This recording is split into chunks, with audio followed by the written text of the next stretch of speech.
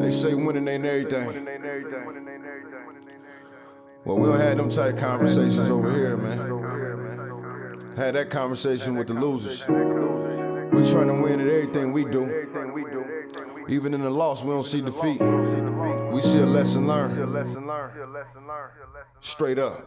Look, I came into this world in 1978. The doc looked me in my face and knew I was something great. 45, 42 Prescott, that's where I'm from. Grew up in the slums around dope dealers and bums. As humble as I was, I adapted to my habitat. In my own lane though, far from where they crashing at. Dumb bar graduate, the game I done mastered it. Served in the Navy, look, y'all don't know the half of it. Pops passed in '01, moms passed last year. I know they up in heaven smiling down, crying mad tears, cause they son making it. No telling where I'm taking it. My city been cursed, but I feel that I'm breaking it. Coached at Wayne High in 15 in one state. Seen the fork in the road and went straight. I know what I'm worth, I'm OG King Kirk.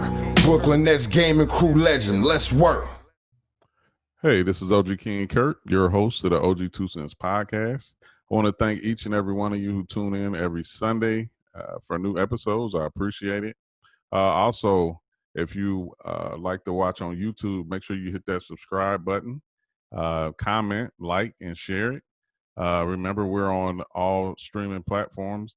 That's Anchor, Spotify, Podbean, and just an Apple Podcast. So just make sure you rate, give a 5-star. We appreciate it. During this time of the pandemic, make sure that we still wearing our masks when needed, practicing social distancing, and just take care of yourself. Now with everything that's been going on, just make sure you be safe during a lot of protesting and everything that's going on at the moment. Just protect yourself and the ones around you. And hopefully, we can just make lighter situations and create some positive change. This episode is I love it. I actually get to talk with someone I've admired and watched her play while she was at UConn. And her resume is extensive. And as y'all know, I don't like to do the talking for my guests, but I will tell you this. Renee Montgomery is a 2-time WNBA champion, champion at UConn as well. She's been a champion basically since she picked up the basketball. She's now currently with the Atlanta Dream. And I get the luxury of being on EsportsXTRA with her as, a part of the crew. And it's definitely been fun times. And I look forward to each and every show that we do. This episode, she decided to come on and share her story and different things that she's involved with. And I'm just grateful to have her. So with further ado, Renee Montgomery. Oh, gee, King Kurt! It's a different platform. But what's up, broski? What's up? Yeah. You actually bring in the energy that's untapped. It's in there. It's I like it. I know it's in there too. I can see it. You got that. You got this. I love it. So yeah, as I always do when I have people come on, because my platform is all about inspiration, motivation, and inspiring. And I just would like for you to tell people your story and how you got to where you are today. Okay, so I grew up in Charleston, West Virginia, born and raised, St. Albans to be exact. So a lot of people are confused by me right when they see me because they're like, wow, Black people in West Virginia. And I'm like, yes, me and my whole family. So that was a different dynamic because I grew up in the country. And then I ended up signing a college scholarship to the University of Connecticut. So it's like I go from the smallest to small to you're on the big stage at UConn, where even after our practices, we have like 6, 7 media people just after practice, every practice. And then if it's a game, there's 20. So it's like you go from this dynamic where I'm dribbling in my backyard on pebbles and all this, and in West Virginia, not necessarily getting a whole lot of attention, I would say, and then going to UConn. So that was a culture shock, to say at least, except for UConn is a predominantly white school. So I would say that I just, for me, I always took things in stride. I always had the same energy that I've had. So whenever I get nervous or something, and I was nervous going from West Virginia to UConn, I just try to outwork, like just work it out, like work the nervous system out of my system. So I love that you're spreading positivity and stuff on this podcast, because that's literally like, I'm a firm believer in like, you speak whatever you want to happen in your life. And so I said that I wanted to go to UConn, and I went there, and now I'm playing in the WNBA. So I think I'm just like just a product of affirmation. Now you played with Alexis Hornbuckle, which is Yes. like me growing up. I was a big Tennessee fan. I like it was hard. What? I mean, Pat Summitt, like she was. I just loved her. Nah, it's I, cool. I, I I, like that. I love Pat. Like, I mean, I just thought like, and obviously when you're younger and as you get older, your thoughts change. But I like the fact of watching strong women coach women. Absolutely. Like, I mean, that was just something I like. But Gino, like, obviously, as I started watching more and more women's college basketball, you couldn't help but to become a fan because the dominance and the dynasty. I mean, you couldn't ignore it. Absolutely. But what was like? With y'all playing together in high, like what was like, cause I liked her game. Like what, Yeah. I look at your game and I'm like, in high school, The you was almost homie. none of like, who beat y'all? Like who could beat We y'all? got beat. I'm not gonna lie. So when we were playing together, we did not get beat. I won 3 championships in high school, 3 of them with Alexis Hornbuckle. And it was interesting because Alexis Hornbuckle is a name that, if depending on where you met her, like at a certain point, Alexis Hornbuckle was the #1 player in college. I mean, in high school, above a Candace Parker. So now we all know Candace Parker's that household name. Candace Parker was on my AAU team, by the way, with Alexis Hornbuckle. So it was interesting because I was playing alongside the #1 player in the country. So just that alone, like Alexis, I always give her credit. She put me on. I know a lot of those people that came to our AAU tournaments, they were there to see Alexis. They were probably there to see Tasha Humphreys, who went to UGA.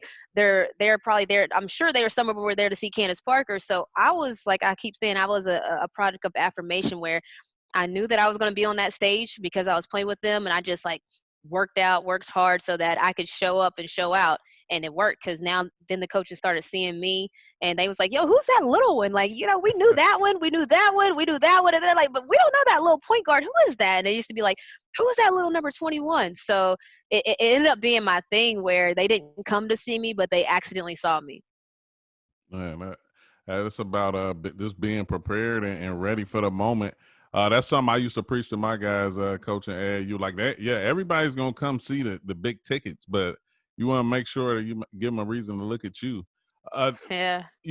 Like, what was it like playing for Gino?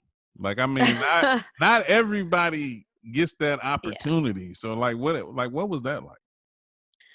It was nerve-wracking at first, whenever he first came to West Virginia. I'm like, this is kind of crazy that Coach Ariema is sitting on our couch. Like, like it's just that realization, like where you see your teacher outside of school in the grocery store, and you're like, whoa, like, so he's at my house.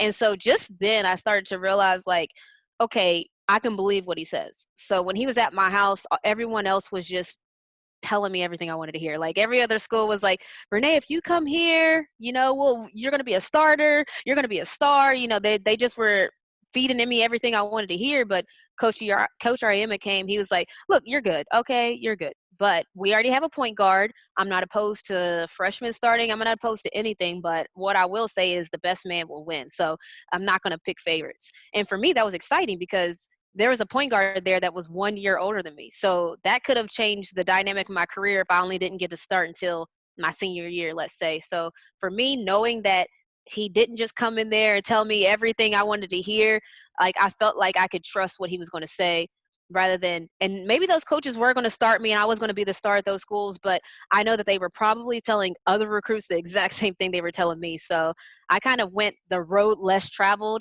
in a sense of like, I wanted to meet him head to head. And if he tells me whatever, I know it's going to be the truth.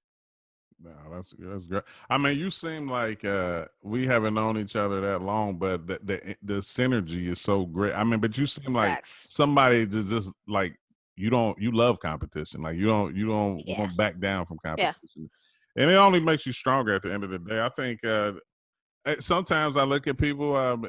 Do you want to be a champion, or do you just want to be have some sort of fame and acclaim without any I substance think most behind people it. will choose fame and claim, and I'm not kidding. Like I think that most coaches, and we were talking about this with Antonio Brown, but most coaches, more times than not, if they can get a player that they know will compete every night, coaches will take that. Like coaches will take that over talent. Now we're not talking like superstar talent. Like you're still going to take a person that's uber like a Kawhi Leonard, who he might be injury prone, but you're going to take Kawhi Leonard on your team because he has that big of an impact. But after that level of talent, yeah, coaches want somebody that's going to compete. So I always knew that there's things I can control, and don't get me wrong, I've been upbeat my whole life, so that's been part of my blessing. The same way people say that they were born and depressed and clinically, I think I was born the opposite way. So that's my blessing. But I think that I just choose not to I choose not to worry about certain things to complain. I choose not to be that person. So I think that a lot of times playing for a person like Coach Ariema, he can handle everything else. Like if you do those things, he can handle everything else. I think I mean that's how I am. My one of my monikers is positivity always wins. And for me, I've never like I mean most of the things that I've been blessed to have and receive, I didn't even ask for. Like I mean and I think that's just a It's a testament real to blessing. like Yeah. how you go about your daily life. I always say the wins start way before the game. And Facts. depending on how you prepare yourself for whatever it is, I mean, that ultimately determines your outcome. You won a national championship in 2009. Like, Yeah. and that season was perfect, correct? Was that Yeah. one? Yeah. That season was, Was that yeah, a, we were 39-0. yeah, Yeah. like what was that like? Like, Oh man. So I would say the first 20 wins, it was like, oh my gosh, this is lit. And then all of a sudden, like terror sets in. Like when I tell you sheer terror, so I'm like, man, we're 20 games in, we haven't lost. Then we get to like 25 games, and I'm really nervous. And the reason I'm nervous is because you don't want that first loss to be in the tournament. So no one wants to pull a Golden State where they break the regular season record and then they don't win the championship. So obviously that happened after college, but that's a fear of all athletes. Like you have a great season and then in the postseason you don't perform. So I start to see how we're rolling, and I'm like, are we peaking too early? And so my season wasn't how people thought. I wasn't like on top of the world, like, yeah, woo. I was like, this is terrifying because everybody that knows sports, you never want to peak too early. So we're out the gates. I mean, we're hot. We're winning by 30 and this and that. Tournament times comes, and I'm like, oh gosh, like please don't let us choose tournament time to be the time to lose. But we ended up winning and going undefeated. So it was the perfect story, and I'm thankful because I was terrified of that first loss, because the first loss, you could get one loss the whole season and it ends your season. Like that's terrifying. the thing, because it's two sides to history, and like, and ultimately, you never want to be on the bad side of it. Uh, Never. no, I definitely can get that. Now, finishing at UConn and moving on to the WNBA, what was your mindset going into the NBA draft? Like, because like I wonder, like often, like you hear you may go here, you may go there, and Hmm. sometimes you just don't know. But like, what was your mindset at that moment? I didn't know. So as I talked about, we had just came off of a 39-0 season, and let me rewind a little bit. So when I was coming from, my whole life, I've been small in a sense of like right now, like I'm listed at 5'7". I'm really 5'6", but no one plays without shoes on, so I'm 5'7" on the court. But that's really small. And so even when I was like in AAU, when they said that little point guard, I was like 4 feet. Then like I've always been small in relation to other athletes. So when I was going to UConn, everybody said I wouldn't be successful at UConn. I'm too small. Then when I graduated, even still having gone undefeated, it was the same talk. Like she's too small to excel in the pros and her game won't translate. So I was in a real limbo. And I know it sounds crazy, but I was on top of the world, and people may not know, but the WNBA draft is like 5 days after your championship.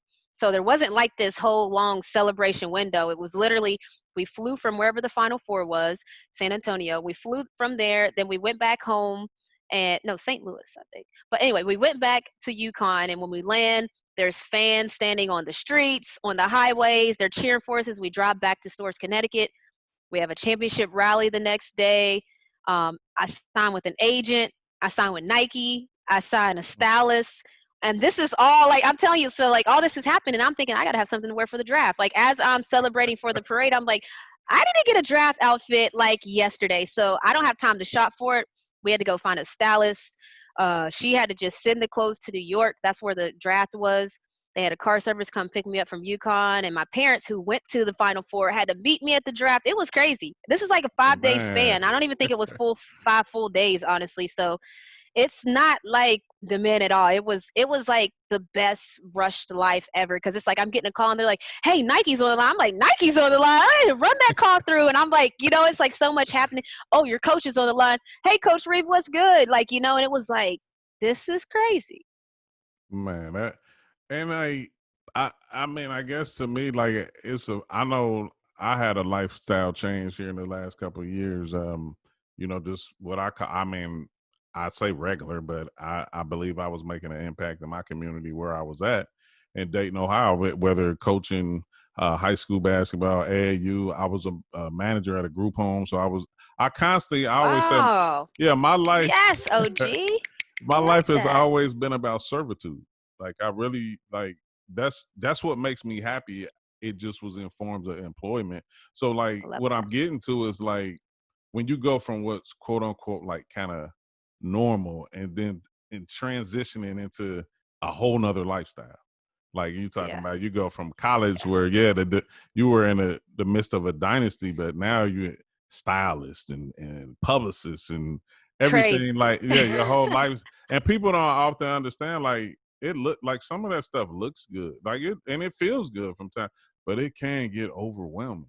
Oh, what? Especially if that stuff is good when you can actually enjoy it too. So that stuff isn't good when somebody's telling you to do everything at once. Like if I had a week to enjoy if I had a week to enjoy the win, then we had the parade, and then I had a week I think I would have been able to enjoy it more. You're right. It's more difficult if like they're all on top of each other. Right. And one thing I wanted to throw in there, like for me, like I'm 41. I was fortunate. What? You Yeah. look good. Oh, gee. Okay, that black don't crack.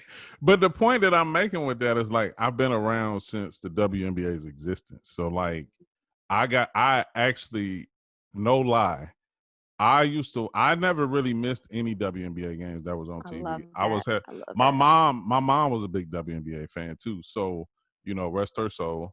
And I used to record every game on VHS. Like That's big lit, OG. yeah, I like that. I was by nature, I was a New York Liberty fan, so I was a big Of Teaspoon course. fan. Because I Of was a Knicks course. fan, so I'm like, I might as well root for the Liberty. So like Love that's it. just my big love. And then I have a daughter, who she's graduated college. She played Division II basketball, and Okay.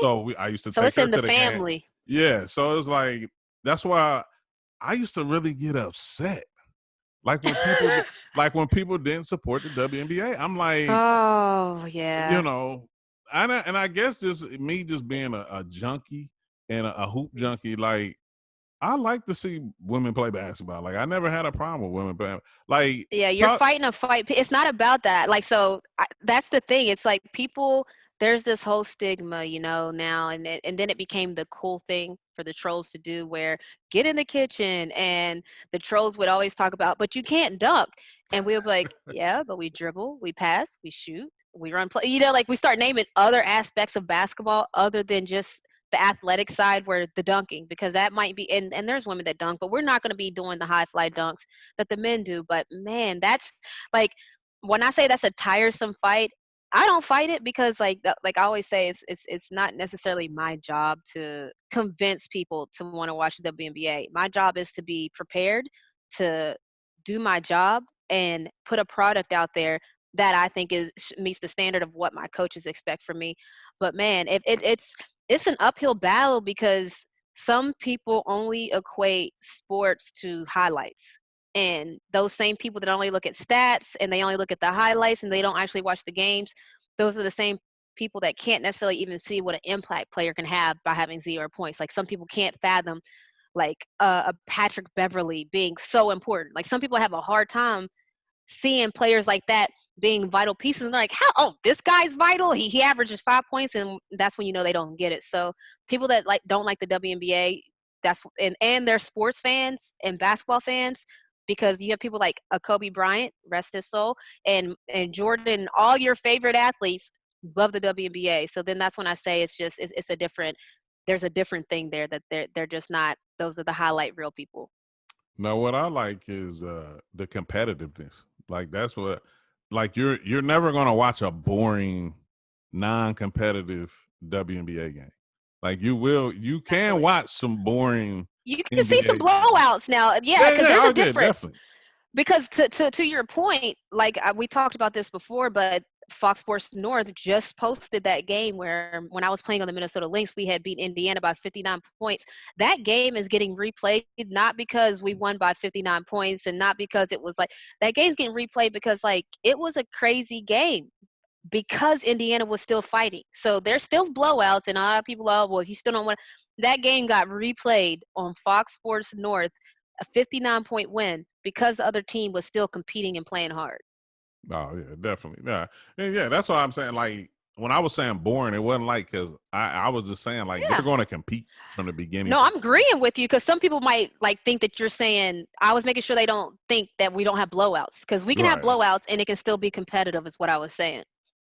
Now on those the two championship teams you played on, like I mean, what did y'all like? Because I thought those teams were dominant.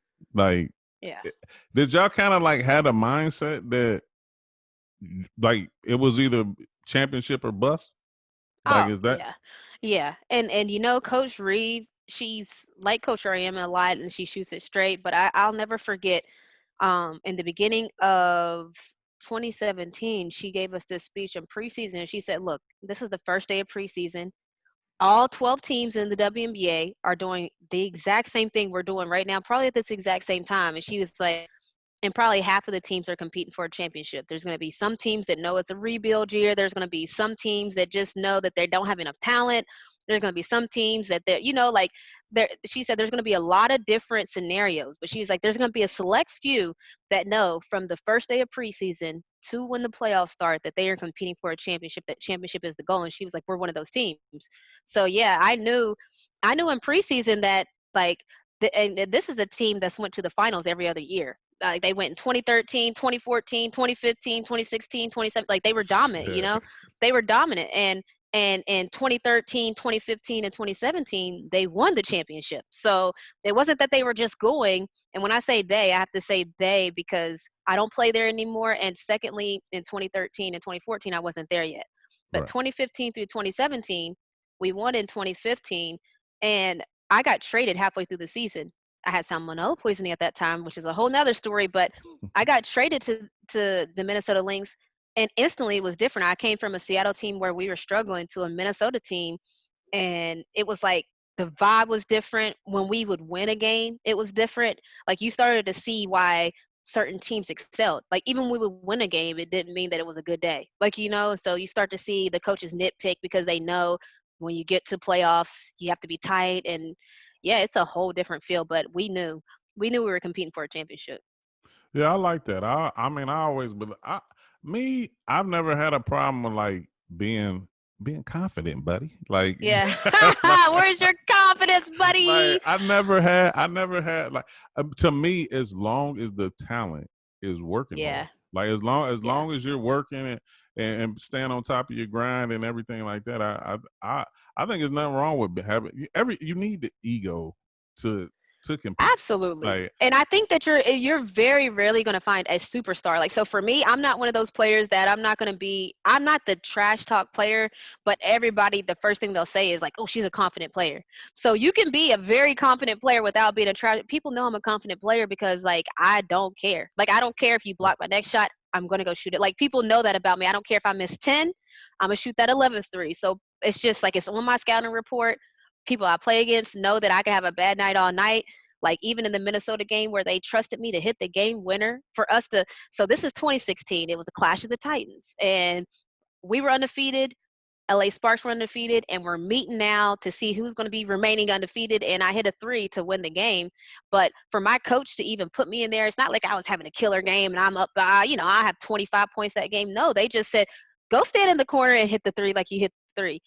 They don't care. So people know that I don't care which way the game's rolling, which way. If it's time to like game time or it's time to hit a winner, like I'm ready. So I mess with our guys because people might not know, but I mess with our guys all the time about their language, their body language and their voice language. I'm like, y'all are already beat before you get into the game. Like the people that like come on there and they're talking like, yeah, we got to try to get a dub. These guys are good. I'm like, oh, boy, they already beat you. Whoever the guys you're playing against, they beat you, bro.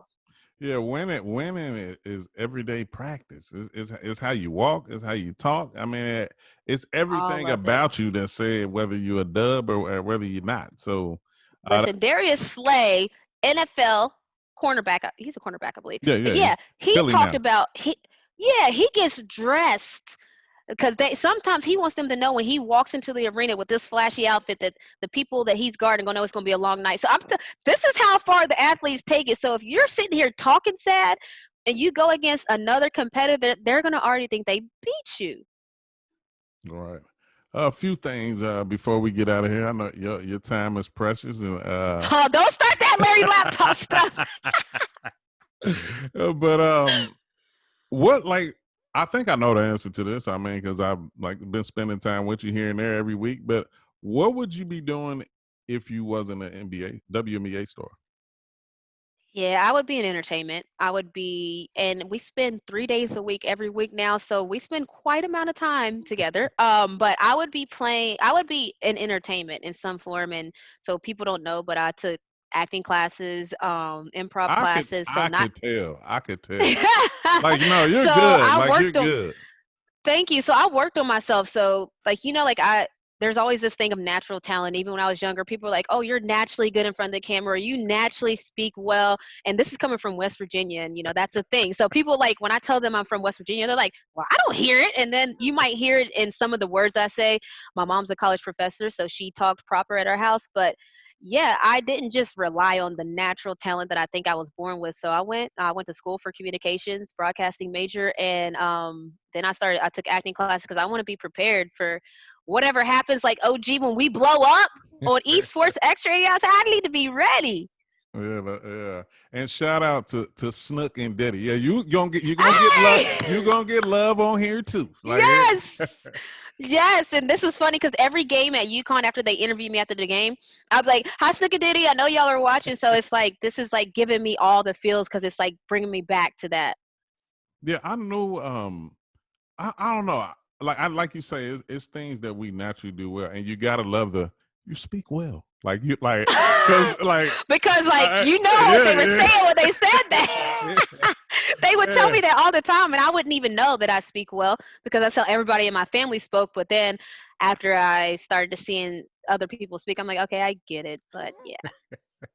Yeah, I know because I mean, I've had I grew up with two parents, mom, dad, in a house and everything, and I used to hear certain things too. I mean, because of the vocabulary here and there, and even for myself, I'm not a college graduate, but I've always considered myself to be intelligent and capable of. And it was just I went to the military after high school, so that was my form of college. I mean, that is a form of college for sure in the sense of an educational process.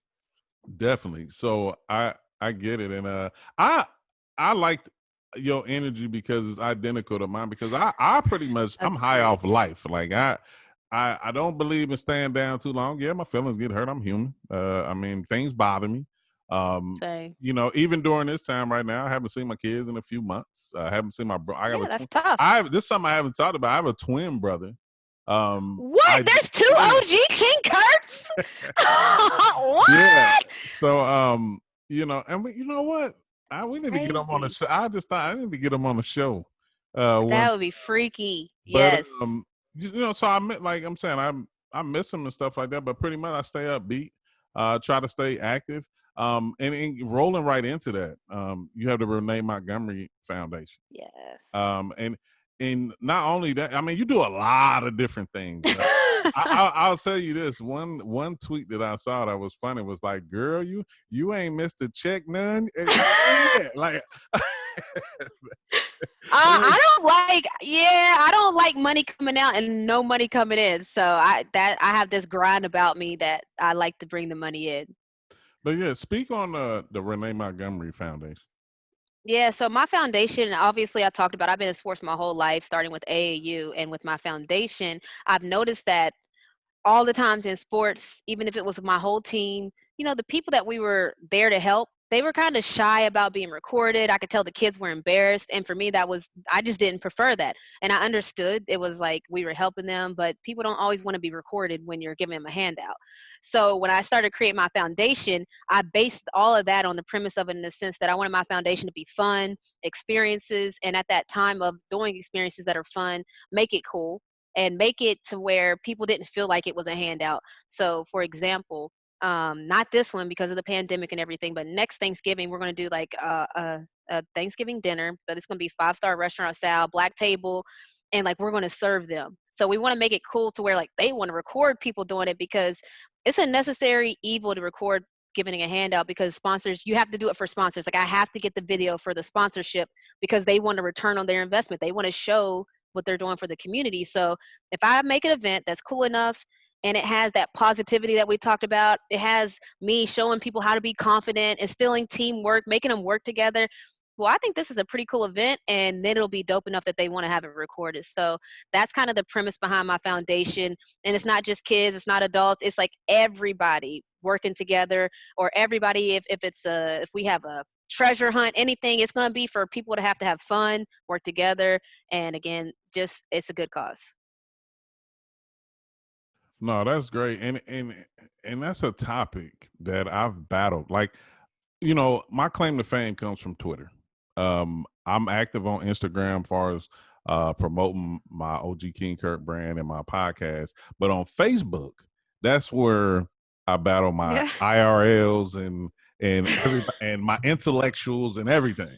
And that's Yeah. one of the arguments that's always come up is that why do people have to record themselves? Yeah, I see it all the time. And you know what I used to say a lot, like, because some of these people I know, I'm like, you're sitting here complaining about somebody recording a good deed when you're not. What are you doing? Like, Exactly. Go ahead. And it's almost as if they try to negate it as if like and don't get me wrong, I understand that some people only do the good deed to show that they're doing a good deed, the same way some people only go to a protest to get their selfie that they're at the protest and it's not about the cause. I understand, but I always like to assume when I see something that, oh, these people probably are in the same position as me. Like I just got a check from Chick-fil-A and Chick-fil-A wants to see what event they're giving me that check for. So people need to understand that if it's somebody like me, I can't speak for everybody, but somebody like me, you, people who do have a attitude of servitude, I don't want to record it. I would love to, like most of my cool stuff never makes it to Instagram. I'm talking about my personal life. It never makes it to Instagram Right. because I don't really care if you guys see if I did it or not. I did it. Like, I sat front seat at a concert. I did it. Like, but when it comes to that stuff, I have to. It's a necessary evil. No, I get it, and that's one of the things I've learned. I always take pride in just learning as much as I can each and every day about something. Coming up, obviously social media is big. Some people focus on the followers. They focus on a lot of different things. Me, I always focused on the quality of followers and the engagement and what type of collaborations I was creating for myself and them. So now I realize that, like you said, a lot of great things you do may not show up on social media or anything like that, and that's fine. I mean, to me, it's like as long as you're committing the acts of kindness and being good to one another, that's all that matters. Um, you know, Great interview as I knew it would be. And like I said, you definitely bring out the energy and myself that, like I said, Noah's in there. But, sometimes you need that little nudge to like, man, hey, loosen up. Your mic. sorry, I muted it because I was coughing, but that's what I wanted to interrupt and say. And I wasn't coughing because Corona. I was coughing because something got stuck. Um, I see that energy, and I think that's why we talked about it right away. Like we had a synergy on the show. Like people would, if people watch our show, they would probably think that we've been doing that show a long time. Like honestly, like it seems like it. But I think going back to what you say, I knew we were like-minded people. Like I could feel that you were kind of the same type of human as me. So it was like we were like, and it was easy. That's why I called you guys the broski like after week 1. And I have a lot of guys in my life, and they don't get called the broski. So I knew too. You are definitely that type of Hey, man. I didn't want to come off like a, because I know WNBA players have groupies too. So, like, I know. Yeah, so we I do, didn't but want, but it's like fun when to you hearing said it. that, I was geeked because I'm like, you are like you somebody like I've watched, like I've actually had the enjoyment of seeing playing and everything like that. So when you said, I don't take stuff like that lightly. I mean, for me, Yeah, for I don't say it somebody, lightly. yeah, because like for me, I've lost a lot that I don't always talk about. Like so, I don't have the family that I once used to. So like when Oh, I we build, family now, for real. yeah. So when I build relationships, it's like it's for real. Like it's not like I'm just saying I something agree. or doing something or trying to gain it. Because to me, I'm all about building myself as an individual to be greater for myself and people around me. And I'm not looking for anything. Like I mean, I want to be able to be the best Absolutely. version of myself to help those Oh, around me. speaking of this guy, look at this shirt. I gotta show people because this shirt Yeah. is big lit. So let me just say, because he said he don't ask for anything. Let me tell you something I asked him for since he said that, because that triggered my mind. He was like, "Hey, do you? I have these. Oh, first of all, let me rewind. I said, yo, I need one of them OG shirts you wear every show. I need to rock one of my broski shirts again." I don't usually do this, but I'm like, I want to rock my broski shirt. So he's like, all right, what color you want? I'm like, let me get a little tie dye with some pink lettering. Do you know this guy? I mean, the accuracy. I was like, okay, so he got a tie dye shirt with some pink lettering. So again, I don't know. It's just, and grant you, I got this shirt probably a week and a half after I told him what I wanted it to look like. This is a one of one. And I don't know. It's just something about the way certain people do. Like when I got this shirt here and it was exactly what I thought it was, like what I wanted, I should say. I was like, yeah, see, I knew that was my broski. I like And this see, guy. and I'm glad, like, because for me, like, I'm a brand. I consider I'm a brand builder. Like, I'm not a t-shirt. Like, I don't sell t-shirts. Like, to me, it's just a part of I like my, that. my brand. Like, cause like I don't. I swear, like I watched that live that you do, and I want to get into that before we get out of here. But Okay, with no problem. Angel, about I love the statement that she made about people always try to keep you in one lane, and like Oh yeah, it's okay to switch lanes to get to your destination. Like she was like, and when absolutely. she made that analogy, I was like, oh, Oh, and she like, said, yeah. yeah, She so said, look, if I'm going somewhere, just so people know what she's talking about, she said, basically, if I'm going somewhere, if you're driving and you're going to a destination, if you drive in the same lane all the time, great, good for you. But some people like to switch lanes, come back to the same lane, switch lanes again, but still end up at their same destination. She was like, look, I like to switch lanes a little bit. And she was in reference to, like, people like me and her, it's difficult for us because people know that we were playing at the highest level. And so when somebody associates, Renee, you are a basketball player, it's hard for them to look at me as a host on a TV show. It's hard to look at me as an athlete. I know everybody at home thinks it. As soon as you hear Rick Fox is acting, and everybody's like, Rick Fox is acting. Like when it first happened, then all of a sudden he became Tyler Perry's guy, and now we associate Rick Fox, the actor. But it's that initial push that people just do not like. And Angel does music, and I think she has some good songs, but people don't fool with it. and the thing about that, one of my friends, Aaron Ashley Simon, who's heavy in the game in the entertainment industry, does a lot of great things, and somebody that I can call on. She gives me a lot of advice. But the one thing that I like to, she said, is like, whatever you passionate about and whatever you want to do, just do it. She was like, Man, don't, and whatever you like, just like it. Like, you don't have to wait till it's trendy to now all of a sudden say like you like it. Like I mean, and, yeah, and that's pretty much what I pride myself on. I mean, I've always been a person of passion and doing things because I truly love to do it. And then therefore I feel like when I wake up, I'm not going to work. I'm going to absolutely. do what I love to do. So definitely. And you know, I liked how the shirt came out. Yeah, it's fire. Yeah, I The mean, shirt is fire. I know that. Like you did your thug thistle, and that's the thing. And I don't know. I just think that I have this thing that I think that you see a lot of different cultures doing it in a sense of, the Jewish culture, they pick themselves up together. Like, they help each other. You see in the Asian culture, they do that a lot. And even in the white culture, and I want us as people, like, yes, you have a show. Yes, you have a podcast.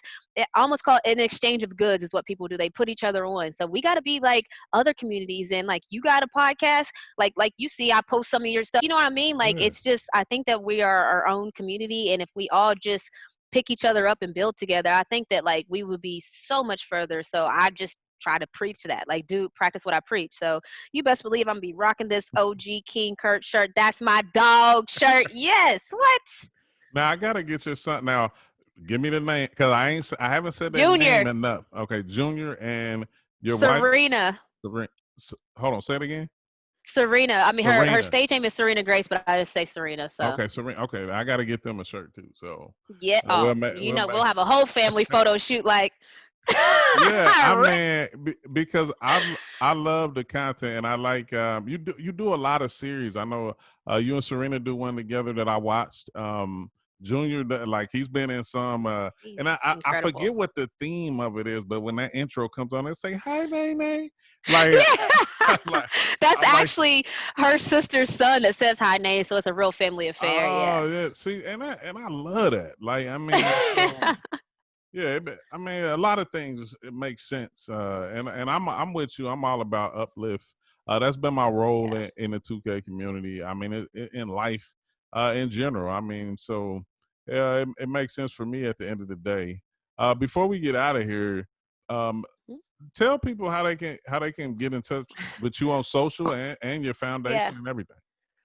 So my foundation on social media is RMF Nonprofit, and again, right now we've suspended physical activities, but always if you ever going to donate to a cause, I would love to be the cause, just because we do a lot of cool stuff, and it's no better than any other foundations, but it's me talking to you, so I'm saying, hey, think about mine.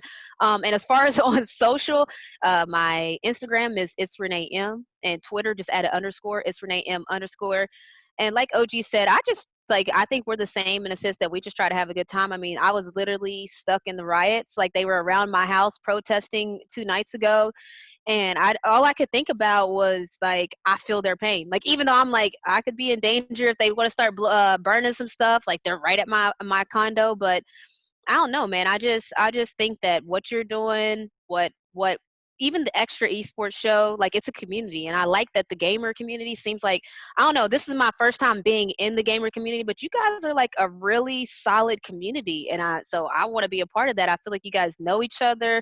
You're cool. You're joking. The guys are so much respectful to each other. They don't even want to talk trash, and I'm like, this is interesting. But I think that what the guys are telling me without telling me is that, like, I respect that guy. I've been playing against him for years, like, so you are the fabric of that type of community. So I thank you for having me. Of course, you can have me as a guest anytime. Like, oh God, you're the broski. So don't start that Larry laptop stuff.